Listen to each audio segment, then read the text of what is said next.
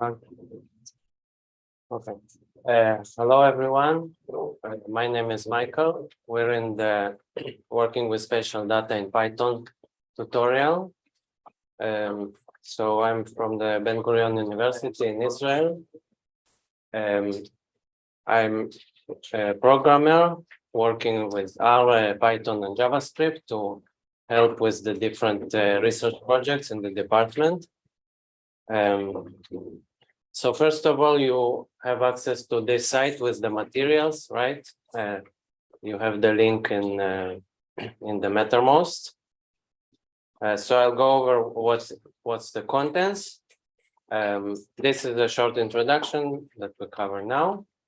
Then the main contents are here. Part 2 about vector layers, which we cover now, and part 3 about rasters in the afternoon.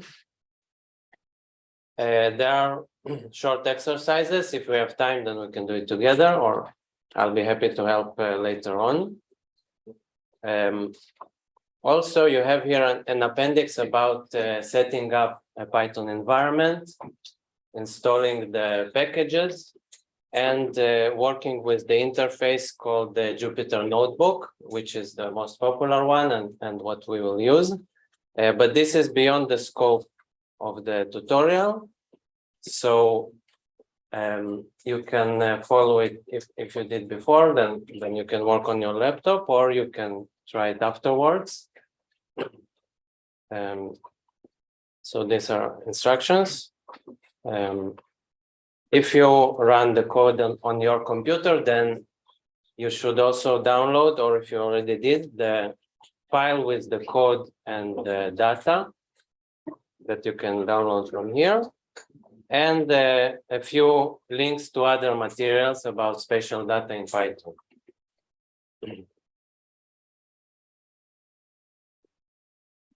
Okay, so also feel free to stop me and ask any questions. Okay, I move on to the introduction.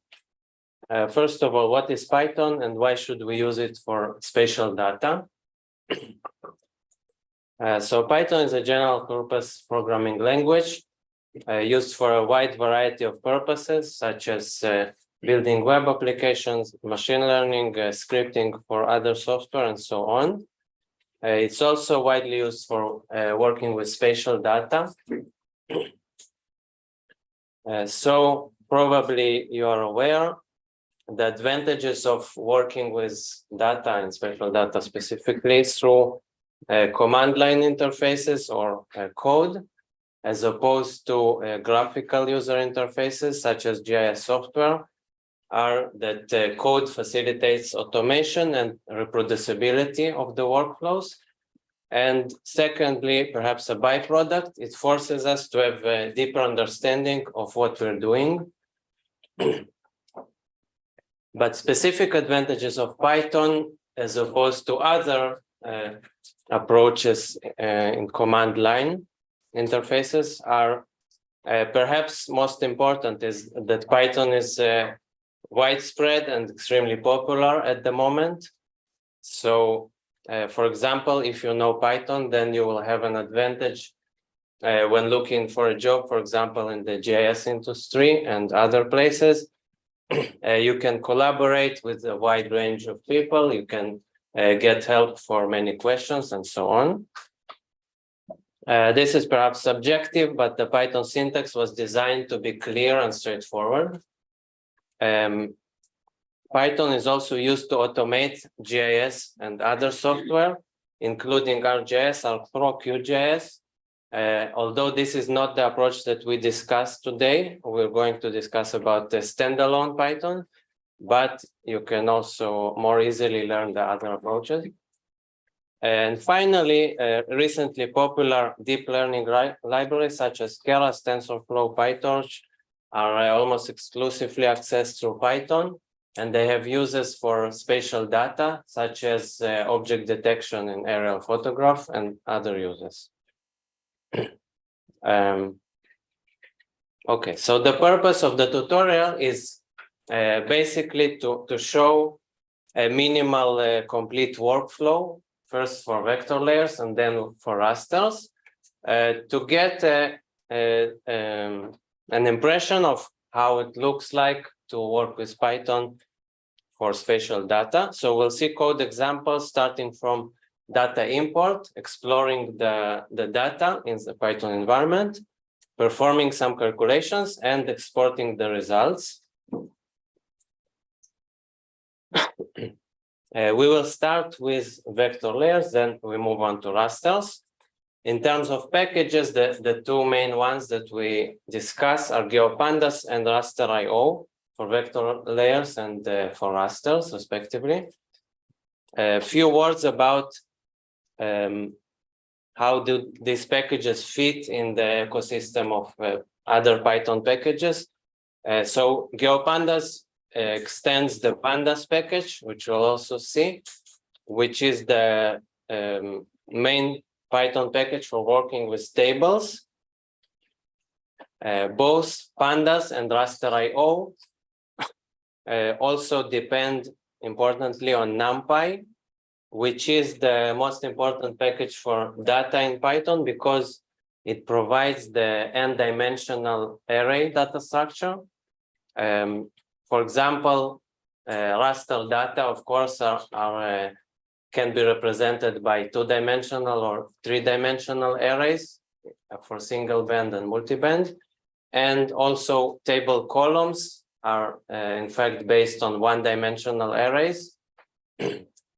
And another thing that we can note is the dependency of Geopandas on Shapely, which is the Python interface to the Geos program, which powers most of the geometrical calculations.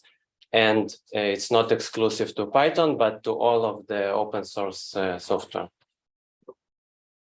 Okay, for reproducing the result, this is a short summary of the appendix where you have complete instructions. But basically, you need to have an environment with these packages installed, Notebook, Geopandas, and raster.io. Then you can download the tutorial zip file, extract the contents, and start the Jupyter Notebook environment with this command. And then you can open either the vector or the raster code file and run the code, which is what I'll do now. But any questions until this point? Okay.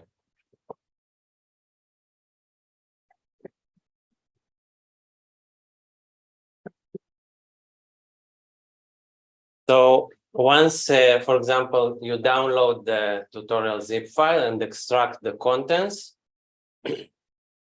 this is what the contents look like. Now I'll open a terminal. In the instructions, for example, they are describing how to use the Miniconda program, which includes, once you install it, it creates the link to the Anaconda prompt. This is analogous, but any command line with Python and the packages installed should be fine. Once you're in this environment,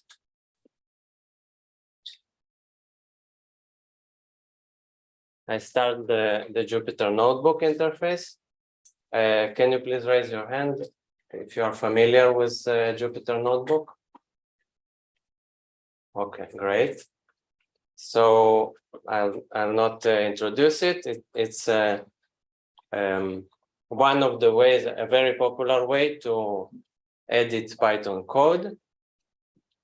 Okay, so it works with the IPyNB, IPython notebook files. I'll open the vector notebook. Yeah. Sorry, to increase the font size. Okay. It's actually in the back. Let me know. Is this okay? Yeah, that's fine. Okay.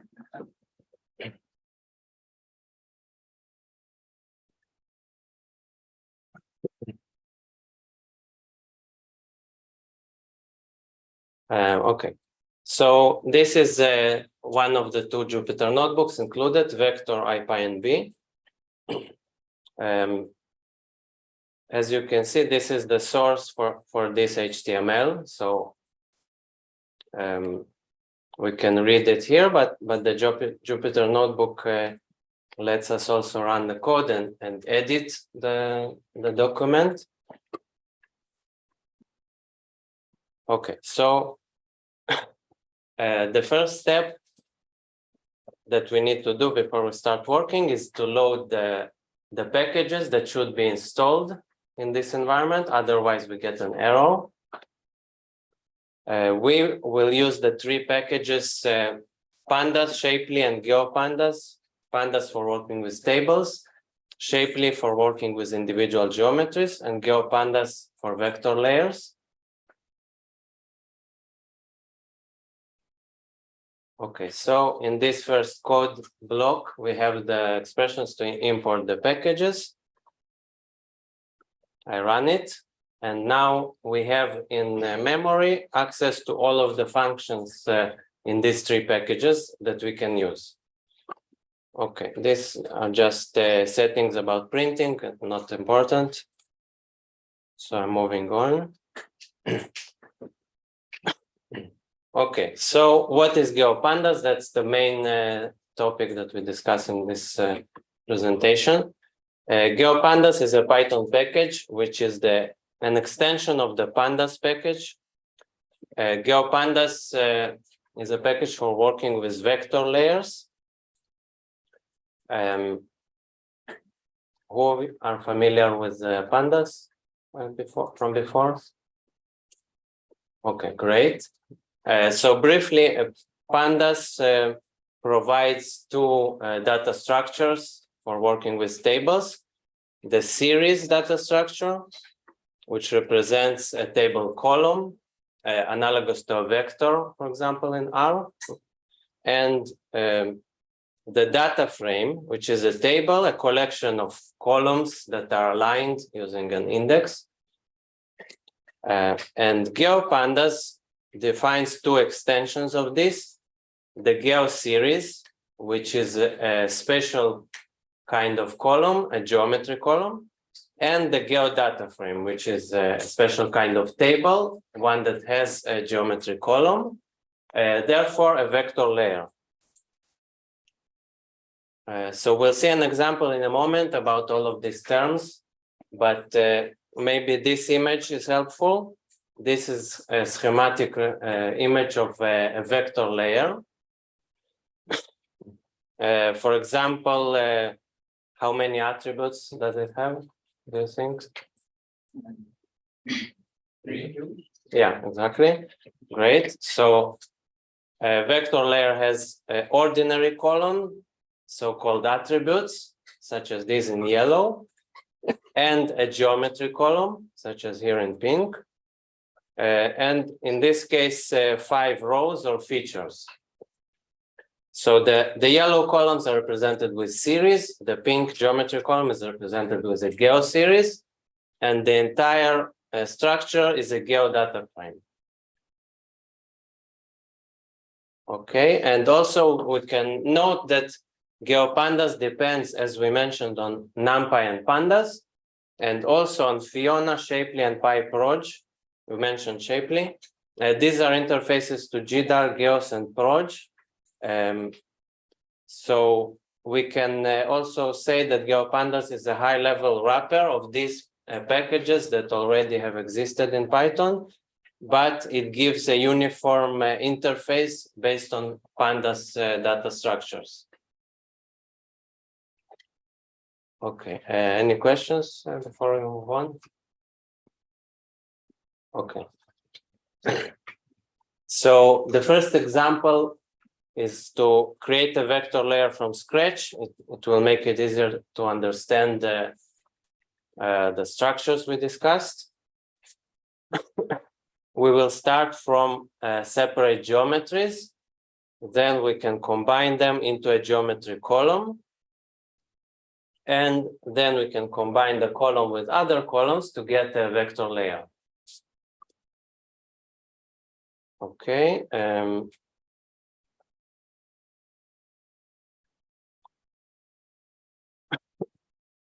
To create a geometry, this is the shapely geometry classes for the different geometry types. We can use, for example, the respective shapely function. For example, the function shapely point can be used to create a point. The function shapely multi-polygon can be used to create a multi-polygon, and so on. This function accepts either a list of coordinates, perhaps a nested list, or a list of existing geometries, which we can combine to a multi-part geometry. Shapely supports the 7 simple feature geometry types, which are common to all software, we can say, which are shown in this image. We have the point, line, string, and polygon, the multi-part versions of them, and the 7th type geometry collection, which can combine any of the other 6 into the same geometry. Okay, so this is the first code section where we do something with spatial data. For example, here we create 3 point geometry objects named PNT1, PNT2, and PNT3 of type point using the shapely point function. And you can see that the input is a list of 2 numeric values. So these are the X and Y coordinates. Okay. So once we ran this code section, perhaps I'll clear the output so it will be easier to see what we're doing.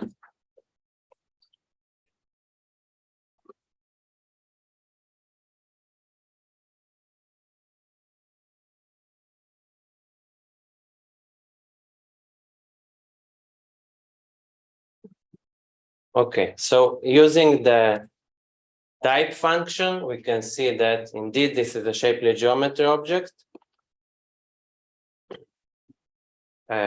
Printing a geometry object in a notebook shows a small figure of the geometry. It's not very useful for a point, but it's helpful for other types. And the print function prints the well-known text representation of the geometry.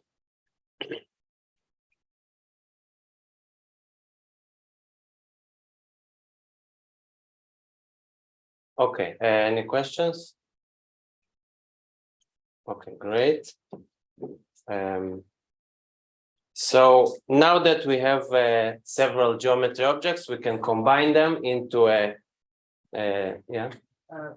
I don't know, but this code for shapely point to create a point is not working. Like no attributed point. And it's correctly ported. So Maybe you're using an old version of Shapely because this is a recent addition. maybe. You can try shapely.geometry.point. The .geometry.point should work. Yeah. Okay.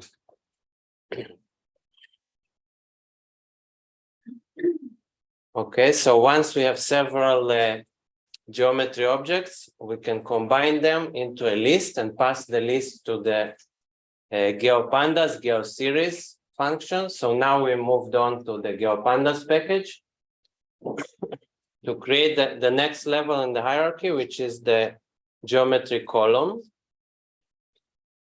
Other than the list of geometries, you can see here the optional parameter CRS, coordinate reference system. I'm using the EPSG code to define the WGS84 CRS because assuming these are longitude and latitude values. It's important to be aware that the shapely geometries have no concept of coordinate reference system. The coordinate reference system is a feature of the geometry column, in the Geopandas level, and it's shared by all of the geometries in the geometry column. Okay, so you see here we have a column with 3 points. One thing that we can do is to use the plot method to display it. So here naturally we see 3 points.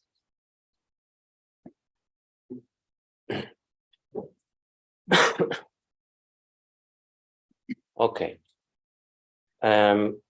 So now we have a geometry column. We can combine it with other corresponding columns to create a vector layer. In this example, the 3 points are not just random points, but these are points of locations related to the summer school. The first point is our location, the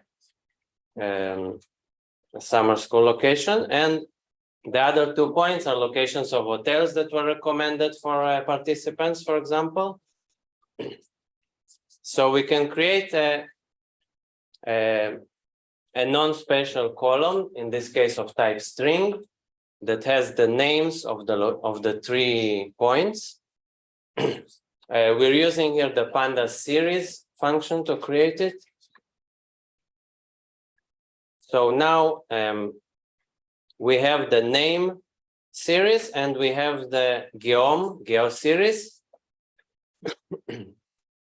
They need to be aligned, and then we can combine them into a vector layer, which is the final step, a GeoDataFrame.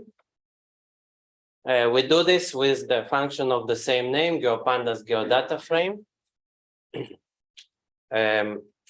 We'll see another type of syntax for this function, but in this case, you can see that we're passing a dictionary where the keys are the names of the columns and the values are the contents of the columns. So we have the name and the geometry, geom. And this is how the GeoDataFrame vector layer looks like in a Jupyter notebook. Okay, so to summarize what we did, we took several shapely geometries, in this case 3. We combined them into a geo series, a geometry column. We combined the geometry column with an ordinary columns, in this case 1, but it can be any number. And this forms the GeoDataFrame vector layer. Okay. Another a summary of the hierarchical nature of the GeoDataFrame. For example, this is a hypothetical layer with 2 points, London and Paris. The entire layer is a GeoDataFrame. The geometry column is a geo series, and each value or element in the geometry column is the shapely geometry.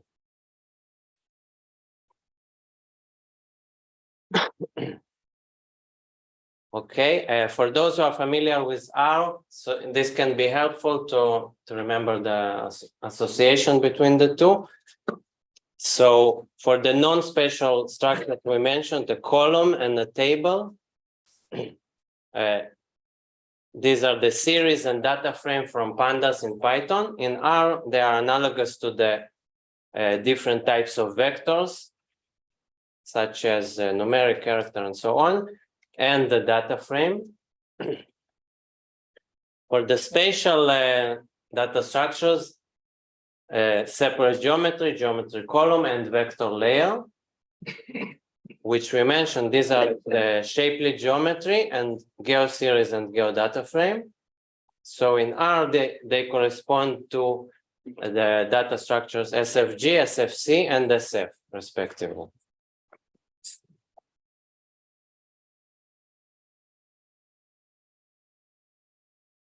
Any questions about this?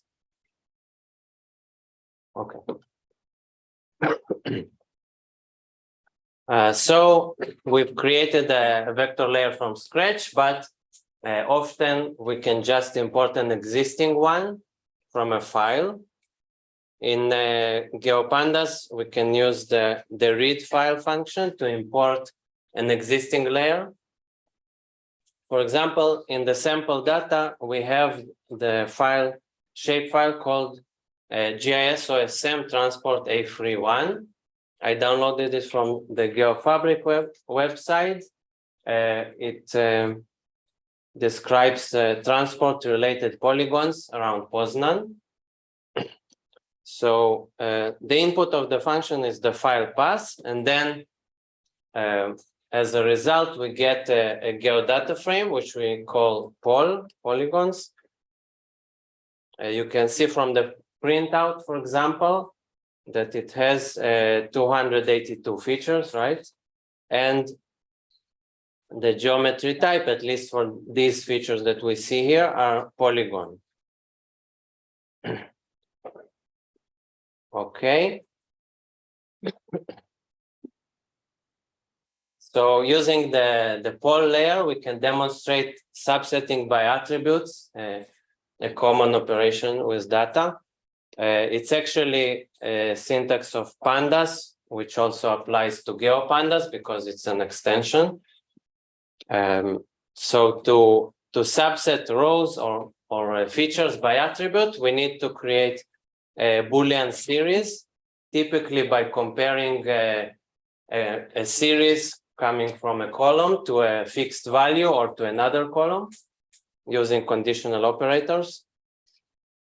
For example, here we compare the name series to a fixed string, which is the name of the Poznan airport.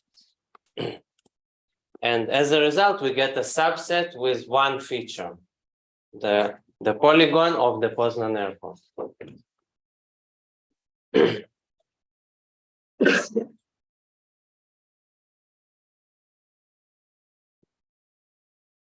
Okay, so using plot, we can see what this polygon looks like.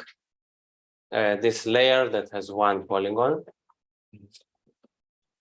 We can experiment with useful parameters of plot, such as color and edge color, which we can use to create another variant of the plot, this time with no fill color and black edge color.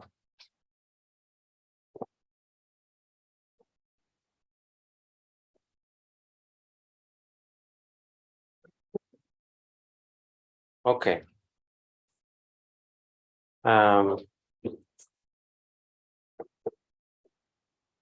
So the third and final example of creating a vector layer, also common, is to transform a table that has X and Y coordinate columns into a point layer.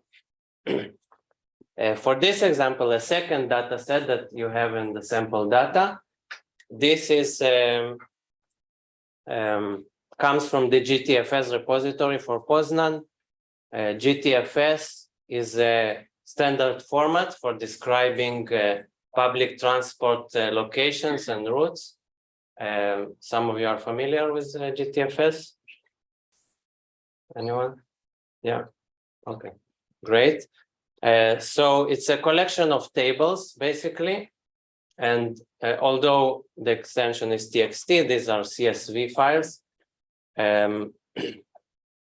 Each table describes another aspect of the transport system. One of the files called the stops.txt, as you can guess, it contains information about public transport stops. So we can import it using the pandas read CSV function, which can accept a file path to a CSV file and return a data frame, which we assign to stops. We're also dropping a column that we don't need just for simplicity. And we can see here the result. This is a data frame, not a GeoData frame like we've seen before. So an ordinary table. For example, it contains the ID of the stop, the name of the stop, public transport zone. And importantly, it has the longitude and latitude of the stop.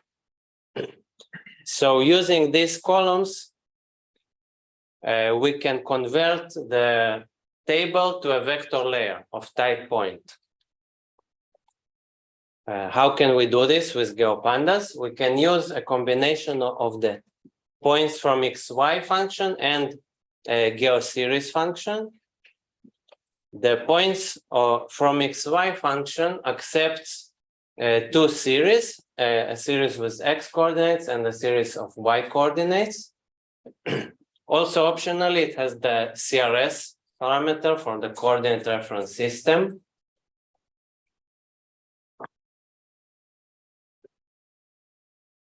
So if we run this code section, we have now another GeoSeries, also called Geom here, but this time it has, instead of 3 points, it has 2,921 points, corresponding to the rows of the table.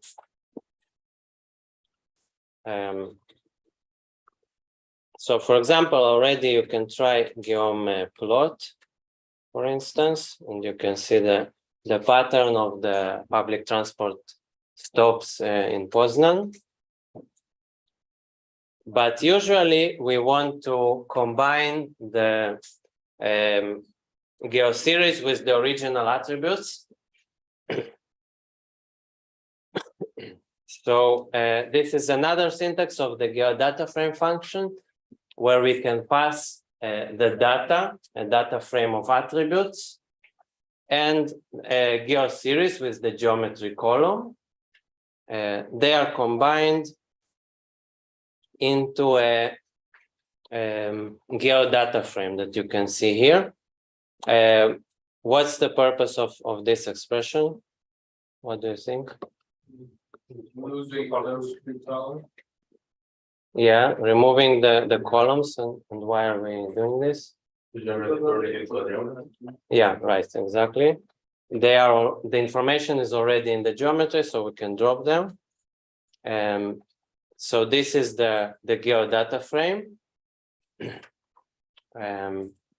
We can use it to experiment with other plotting techniques to examine the pattern. For example, we have the marker size parameter for point size. So you can try, for example, to use larger points.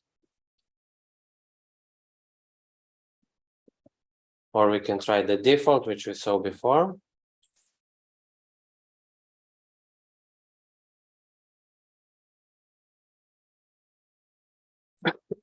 Okay, we can create a plot with symbology using this type of pattern of parameters. We're using the column to say which column will be used for symbology. Legend equal true to have a legend, and color map. In this case, dark 2 is from the well-known collection Color Brewer, but there is a wide range of other scales that we can use. And we see here the ID of the public transport zone for all of the stops.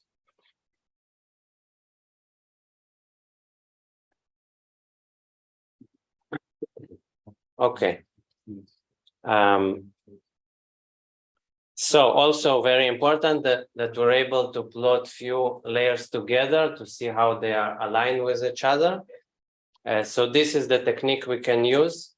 Basically, we need to assign the first plot into a variable, such as base, and pass it into any subsequent plot. For example, here we see the stops in the background and the 3 points of interest, the POI layer, in the foreground.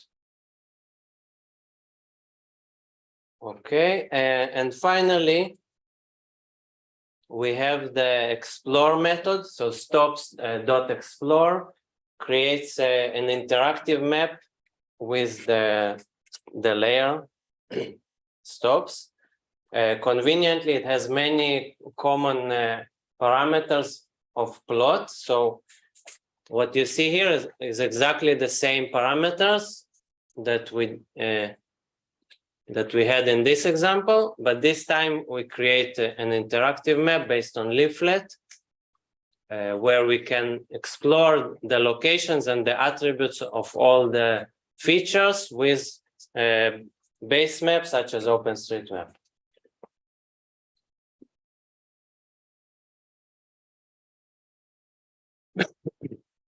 Any questions? Okay.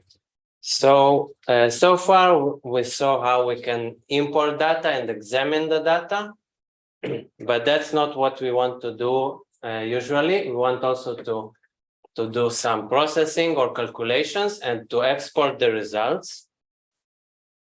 So Geopandas has a very comprehensive collection of functions for everything that we can think of from GIS software and other languages. For example, dealing with coordinate reference systems, reprojection, numeric calculations such as length, area, distance, creating new geometries such as buffers, centroids, areas of intersection, and so on, examining geometric relations such as whether geometries intersect or not, and high-level functions such as spatial join, overlay, and others. So this is what we will demonstrate now. Before we begin, and also in any other analysis, we need to take care of the reprojection issues, the coordinate reference systems. This is an essential step in any analysis that involves more than one layer or even one layer. And typically we must, first of all, transform all of the layers into the same CRS so that they are aligned. And we need to make sure that we use a projected CRS when making any distance or area related calculations, or maybe most calculations.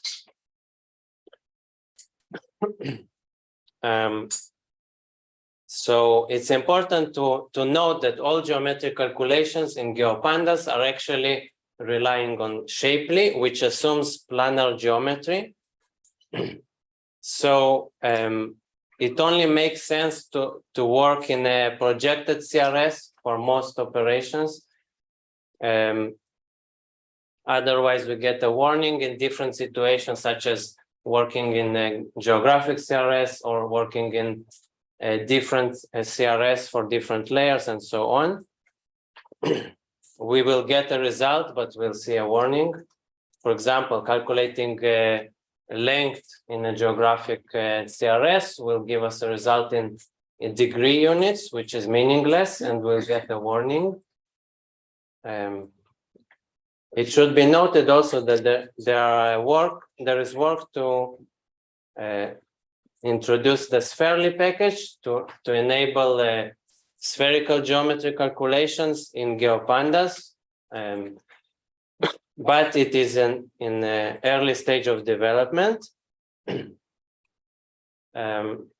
is supposed to be based on Google's S2 library, and this functionality, for example, already exists in R's SF package. On that, Yeah. so actually it's another question, but it's doing sphere calculations by default. Yeah, the default is to use S2 to make geographical CRS calculations, right? Right. Thanks. Okay. Of course. No, I made the point at the GeoPython conference earlier this year that essentially doing Cartesian calculations on geographical point, there's error. Okay, right? So Python gives you a warning. I don't think that's helpful. No, You get it, you get length in degrees. no, I mean, exactly, yeah. Yeah, or an area is worse, right? Yeah, yeah. You get a warning, but it works. You get a one, but you get a value, it's a wrong value. Yeah.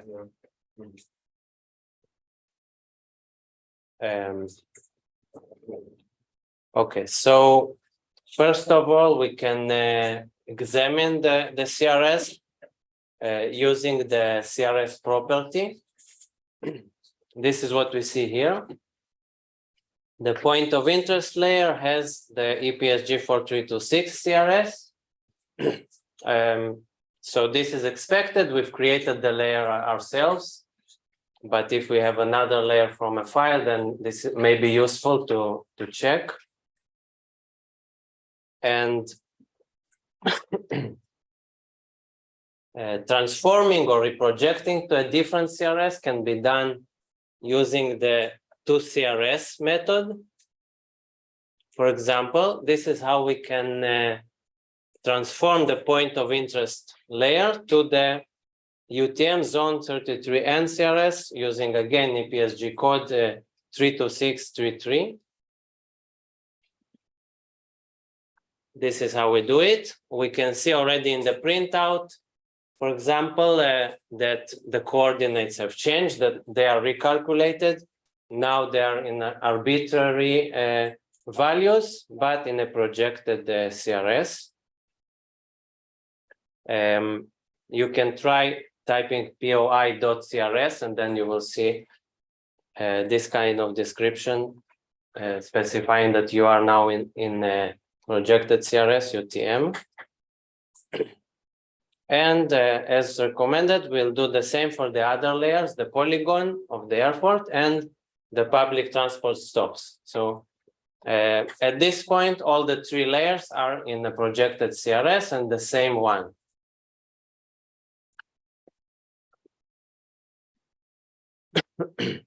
Okay, so now we move on to some calculations. So there are many functions. I chose one, for example, the buffer function calculates a buffer around the given geometries in the Geo series or in a GeoDataFrame.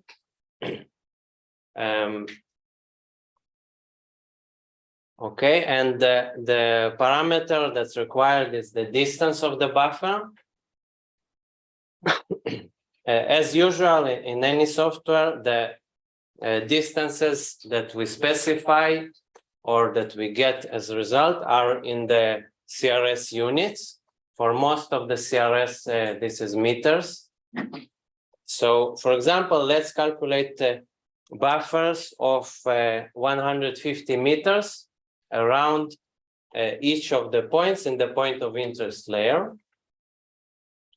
So we can type POI.buffer 150.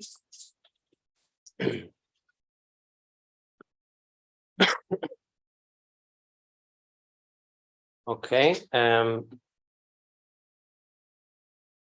So we get a Geo series called here B with the three polygon geometries. These are the buffers. Okay. You can try do other things. For example, B plot.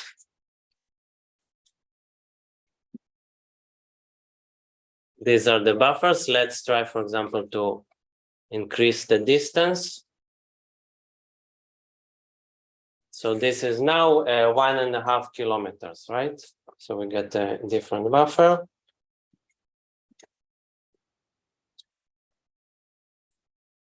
Okay. So this is a plot just to see that the result makes sense, right? We see in blue the point of interest geometries, the points, and in black we see the buffers that we just calculated. But you can already see this pattern that Geopandas returns typically a Geo series. But however, in practice, we often want to have the Geo series attached to the original attributes. for example, to have the names of the points of interest attached to the buffers. So we know that one particular buffer is a specific hotel and so on. To do this, we can either assign the GeoSeries into the existing geometry column, in practice replacing it. We can do it on a copy of the layer if we need both. But here I wanted to demonstrate a second approach, is to have a GeoDataFrame with a secondary geometry column, and then we can switch between the two whenever we need. For that, we can assign the GeoSeries into a column with any name other than the existing name geometry. For example, we can name it buffer 150. So you can see we now have the name attribute, the original geometry column, and the new geometry column with the buffers.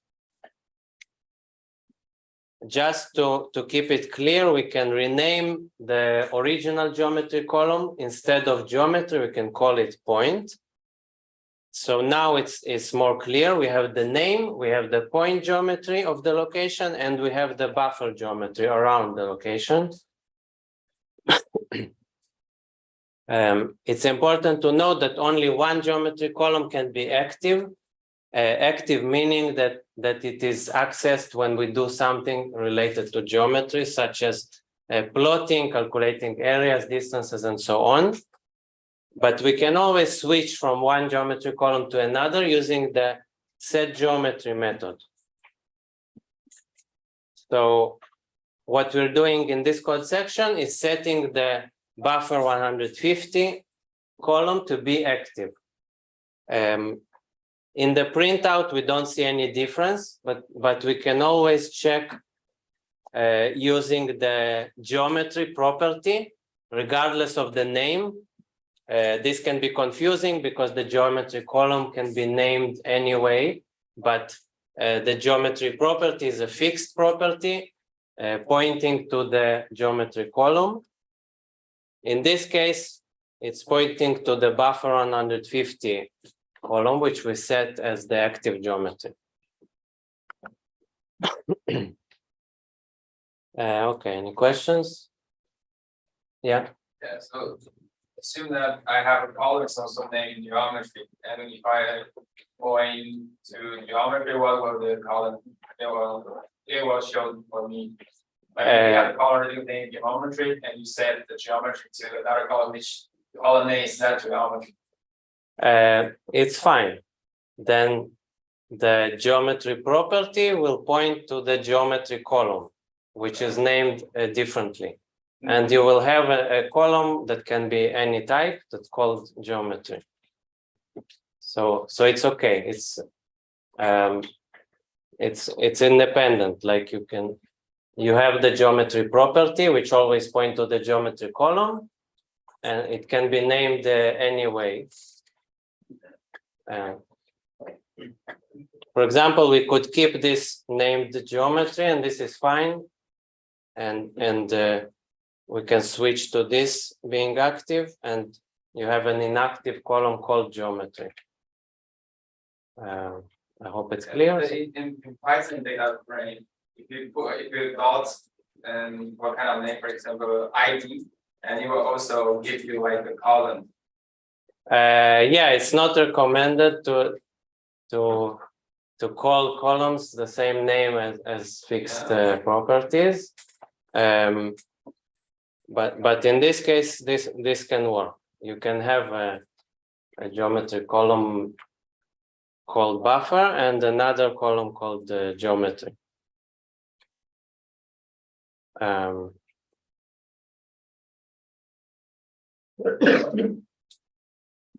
We can try this, for example, point.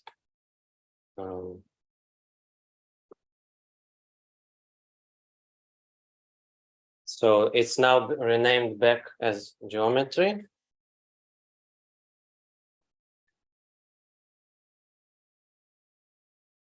Still, the geometry property points to the buffer 150.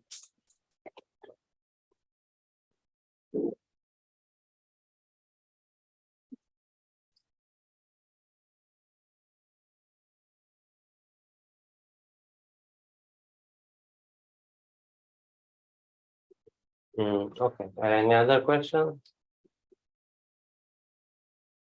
Okay. I have a question. How yeah. like spatial indexes, are they like updated automatically, or if you switch the geometry model? I'm not sure about that. I can check it.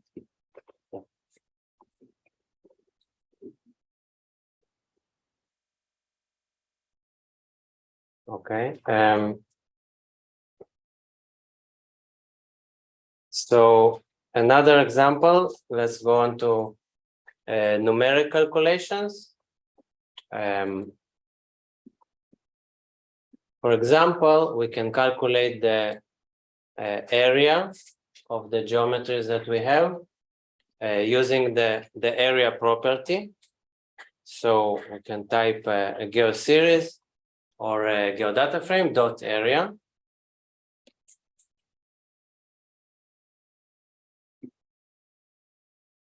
So what do you think will be the result here, for example? POI dot area. Square meter? Yeah, the area of the buffers in square meters. Exactly. That's because that was the one you have active, right? Yeah, the supply to it. the active, right, the active geometry column is the buffers. What will happen if we do this and then rerun the area? No. Can we choose any specific column to find area as well, like for example? We can switch to a different geometry column and then recalculate the area, and it will be based on the. You cannot select just with POI dot area and then select the column.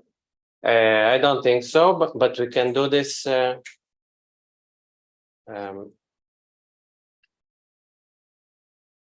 If we don't want to change it permanently, then we can just do set geometry point like this. So it's only affecting this code section. What do you think will be the result?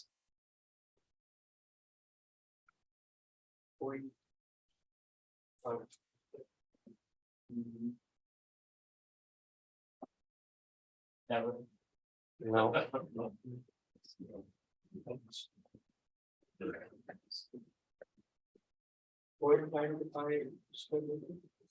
But what's the number also?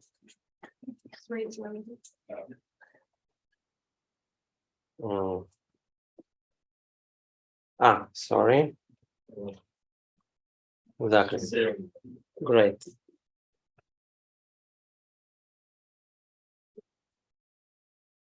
Okay. Okay, so these are the areas of the buffers. As an exercise, by the way, you can try to calculate the area mathematically, right? Because these are circles. So the area is approximately equal to pi multiplied by 150 squared. That's the radius of the circle. But you will see that it's not identical because there is an approximation when the number of segments that the circle is composed of. And this is also something that you can control. You can see in the documentation of the area property. If you increase it, then it will be more accurate, but slower. Okay, another example is the area of the airport polygon. For example, it's about 2.8 square kilometers.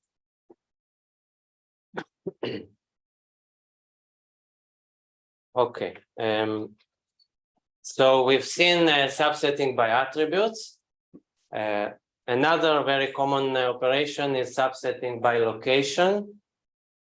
This means that we have one layer on the one hand, and we're subsetting the rows or features that intersect or have any other relation that we choose with another layer. right? So, for example, what we'll do now is to subset the public transport stops which are within the buffers of the points of interest. So plainly speaking, the stops that are within 150 meters from the hotels and the conference. So in Geopandas, the way to do it is to create a unified geometry representing the second layer, dissolving it basically to one geometry. Then we can pass it to the intersects method of the first layer, evaluating intersection of all the features with the geometry. And then we can use the Boolean series as an index to actually subset. So for the first step, the dissolving, we have the unary union property, which returns the shapely geometry, combining all of the geometries in the input, a GeoSeries or a GeoDataFrame, as a single shapely geometry. The type can be anything depending on the input. In this case, what do you think is the type of this geometry? Multi-polygon, exactly. So keep in mind, this is one geometry, so it has to be a multi-polygon if it's not connected completely. So, and now we can pass this this geometry to the intersects method of stops.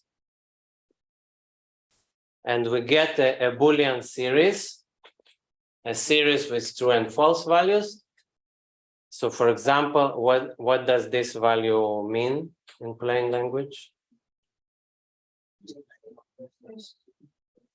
One does not inspire intersect randomly.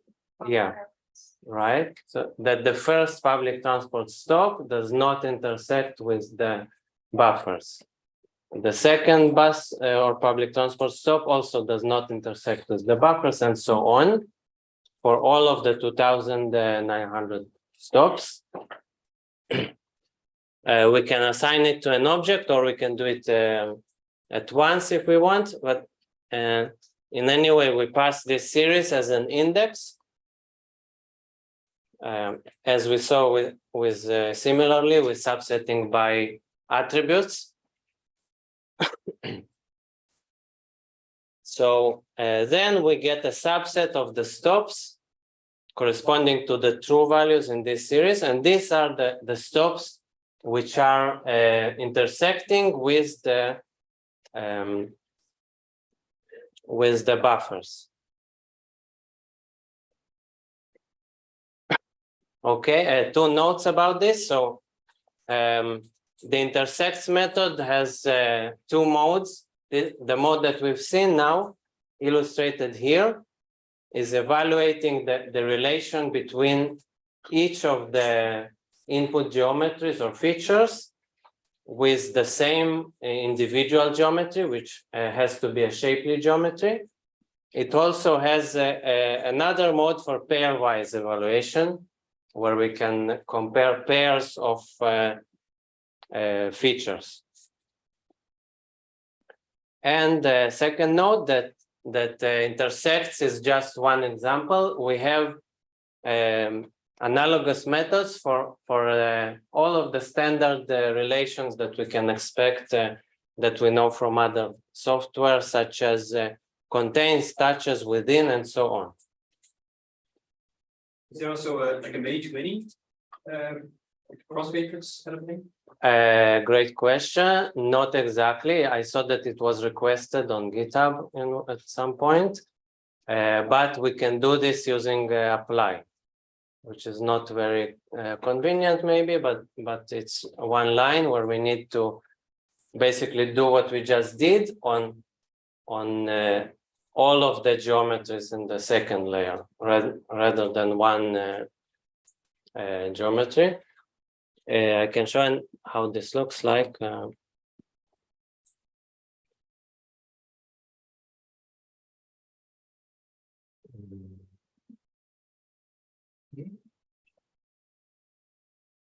Okay, so it looks like this.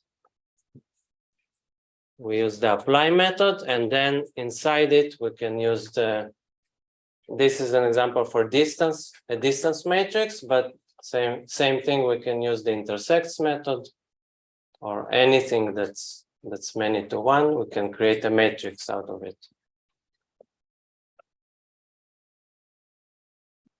Okay. Questions? Yeah. Is it important to dissolve it? We can just do the polygon and do that like that. We can use any shapely geometry, so we could use one. But then we evaluate the intersection with one buffer and not all of the buffers. Yeah. Is there also an is within distance predicate? Is within distance. Because you're looking at whether something is within this in the distance from something else by computing buffers. That if you would sort of directly check whether something is within the distance, we can leave out the buffer consideration. Yeah. Algorithmically, that not for free, but larger data sets. It can be much faster. I'm not sure there is, but I'll check in the documentation. I think there is one. No? I'm checking. But I had a problem. I tried to solve some issues when coding, and then I had to create a large chunk of code. So it was tricky. You can do it, not thanks. Okay. So I'm not aware, but I will look into the documentation. Any other question?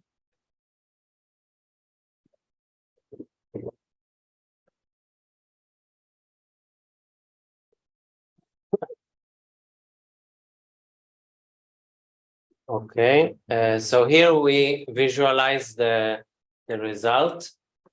All right, so we see here the points, the buffers. You can see that we're plotting the point of interest layer 2 times, but in this case we're switching to another geometry column. So it's like plotting 2 different layers, but we're using the same input.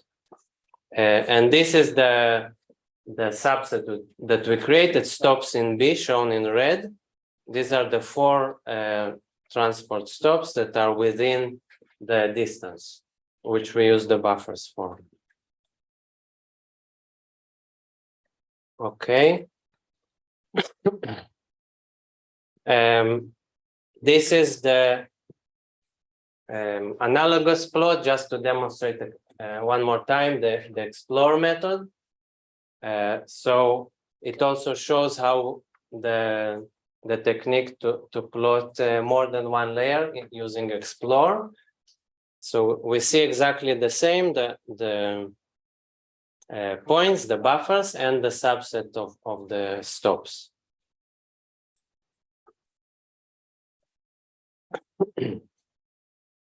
Okay. So, and the last example is the spatial join. Also, I selected maybe the most important functions. There are many other functions in GeoPandas.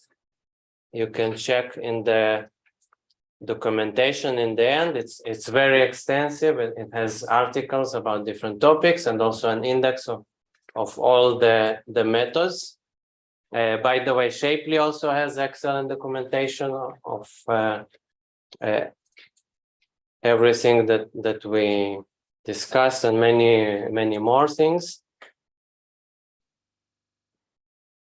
So the spatial join, this is an example. What is a spatial join? We're attaching the attributes of a second layer, Y, let's call it, to the first layer, X, according to matches, like in an ordinary join, but in a spatial join, the matches are not according to a common column, but according to a spatial relation, such as intersection. Intersection is the most commonly used relation, but we can use any other relation. So basically, we're joining the attributes or properties of the second layer to the first layer's geometry and properties. As an example, suppose that we have the buffers, the point of interest layer with the buffers, and we want this layer to also include the properties of any public transport stops that intersect with the buffers. So we'll have the point of interest layer with the name and the geometry of the buffers and points. And we will also have the name of the stop, the ID of the stop, the public transport zone, and so on, of any stop that intersects with this particular buffer. In this example, the stops is X and the point of interest is X and the stops is Y. So we're joining the properties of the stops to the points of interest.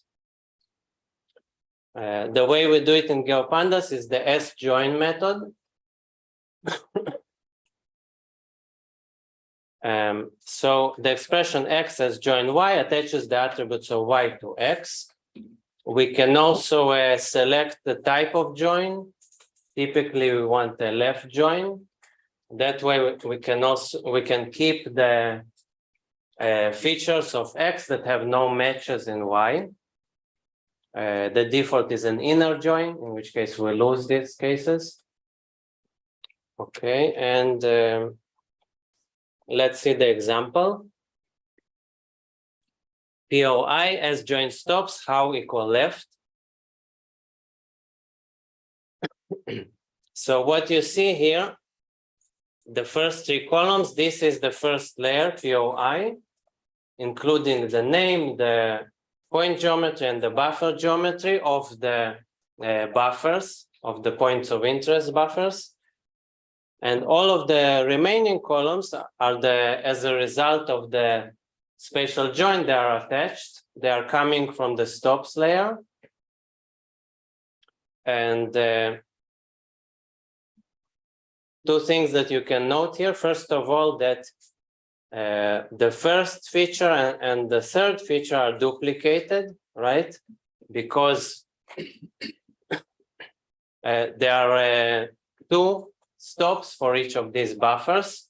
So to accommodate the two matches, we need to duplicate the features of X. And the second feature, you can see that it has no data for the respective attributes of stops. Why is that? What do you think? Yeah, exactly right. So you can see in this picture that this has no matching stops, and each of these has two.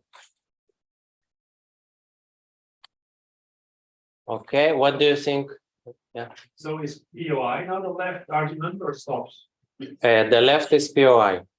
Okay. The right is stops.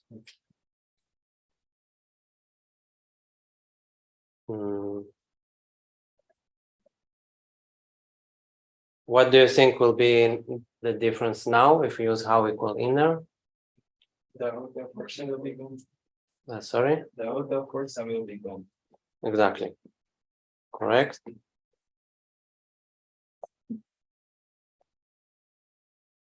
Okay.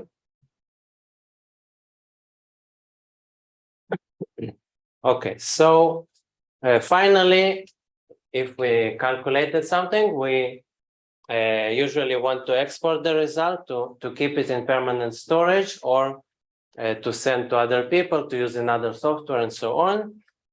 So to finalize this example, we can use the toFile method of any GeoDataFrame to export. This is the reverse of ReadFile, to export the GeoDataFrame to a file. This method automatically detects the format, for example, the common formats. I'm sure you are familiar, shapefile, GeoPackage, and GeoJSON. Also, a note that in this example, you can see POI and dot to file POI buffer 150 GeoPackage. So we're exporting to GeoPackage, but a GeoPackage, like most formats, does not support multiple geometry columns. So we need to keep just one, and that's the reason we're dropping the point, for example, column, and keeping just the buffer column. And now if you run this, you should see a file called POI buffer 150 .geopackage in the, yeah. Couldn't that point column be treated as a non-spatial object instead of dropping it? I'm not aware of a way to do it, but I guess you can convert it to well-known text, for example, to keep it a string if necessary. Generally, it's limited to the Python environment. When you export, it's not very convenient to have more than one geometry column. So I would export just one and maybe recreate the other one if necessary. Or to export to two layers with a matching column and then join, for example. Yeah. Okay. So also you can try if we open this file in other software such as QGIS.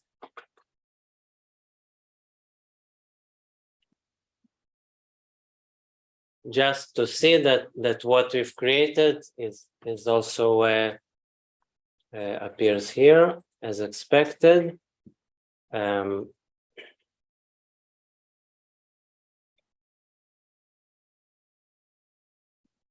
Okay, for example, we can check. This has the name attribute and the name of the conference location.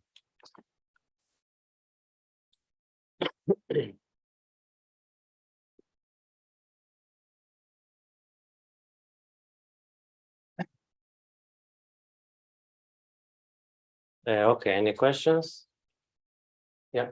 One question about spatial joins. So what always annoys me a bit is that I did not find so far away to then also combine a spatial join with an attribute-based join. So sometimes I want to filter also by timestamp or so, but then also join spatially. Is there a way to do this in an elegant one-liner, or do I always have to do basically 2 lines of code? So first joining spatially and then filtering or something? Good question. I don't think it can be done in one line. That's what I do, like you said. First special join, then dropping whatever is irrelevant. Yeah. I don't think so. I mean, I'm just annoyed from PostJS or so that you actually can combine spatial and non-spatial joins, if I'm not wrong. So I was thinking if this might be also possible for them. Yeah, good idea, but I don't think so. I'm not aware. Yeah. And my guess would be that that is not directly possible because the library which is being used is GEOS. And GEOS doesn't know about it.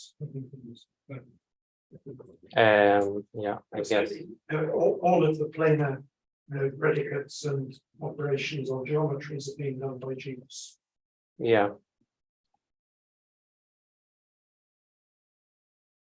Yeah, I want to know if it's possible to calculate the distance between the points with Geopandas. Between points? Points. Sure. How would I organize them in some kind of error first? For example, if we POI distance, and here we can pass a shapely geometry. So let's see. POI. So we need to pass a shapely geometry. Let's say POI dot geometry. This is the GeoSeries. And we can use indexing methods such as iLoc to select a geometry, such as the first one here. And this can be passed, for example, to the distance method. So this is analogous to intersects. We get the series of distances to this specific geometry. So for example, the first distance is 0 because it's the same geometry. But this is a distance from the first buffer to the second buffer, and this is the distance from the first buffer to the third buffer. This is what you meant, or something different? I'm a bit confused about the second and third go. Even distance from the first buffer to the second buffer. Yeah, I'll show it here.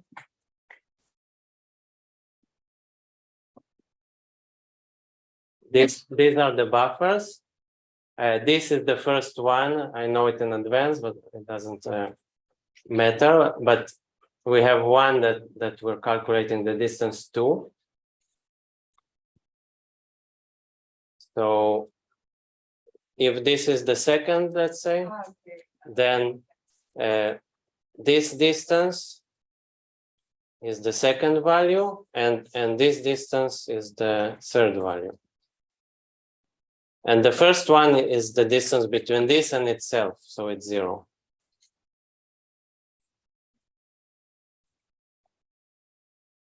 If, yeah.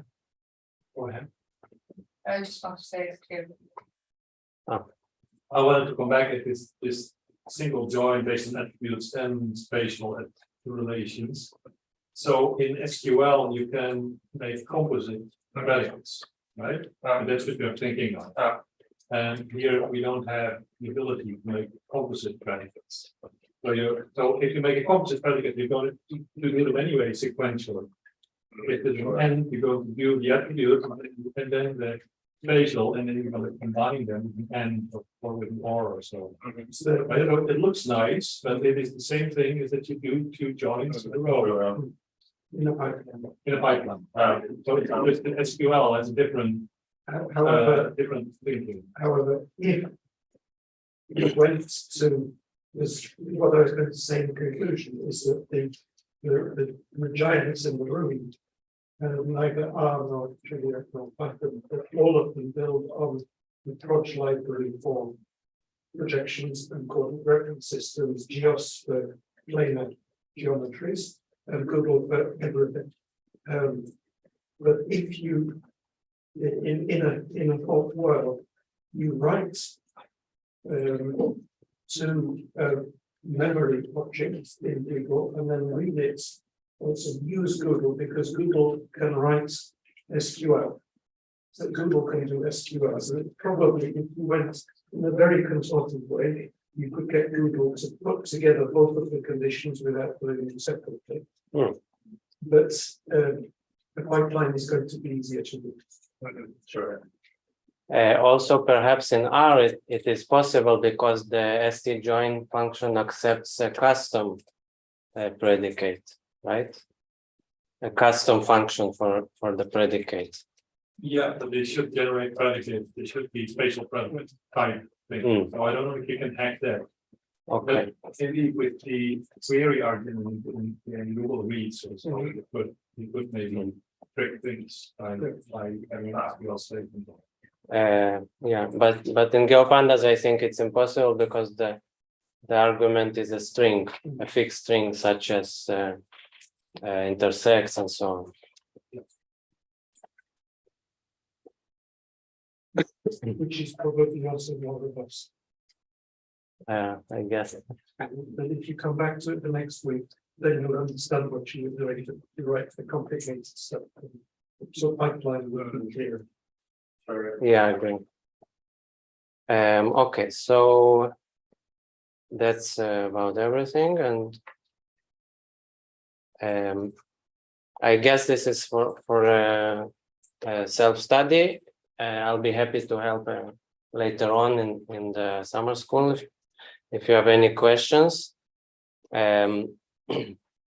There is a short exercise here to demonstrate another useful function, overlay, which can do pairwise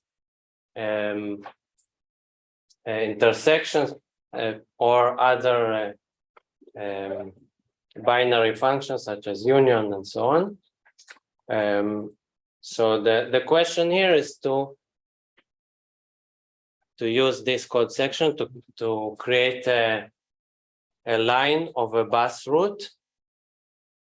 So it's using another file from the GTFS, which is called shapes.txt.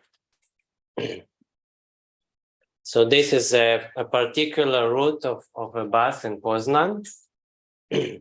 And the exercise is that you're asked to use the overlay function. You can find in the documentation how it works to create a layer that you see here in red, which is the partial geometry or intersection of the bus route with the buffer. So in plain language, you need to calculate only the portion of this route that goes within 150 meters of the stops. And it also will be associated with the attributes of the geometry that was used to intersect it. So this segment will have the name of the conference location. This segment will have the name of one of the hotels and so on. And then to plot it as shown here. Okay, so I guess we'll not have time to do it now, but you're welcome to try, and if you have questions, then We can skip lunch, right?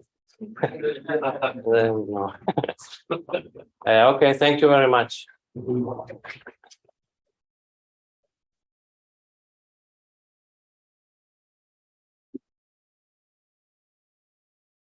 I should stop.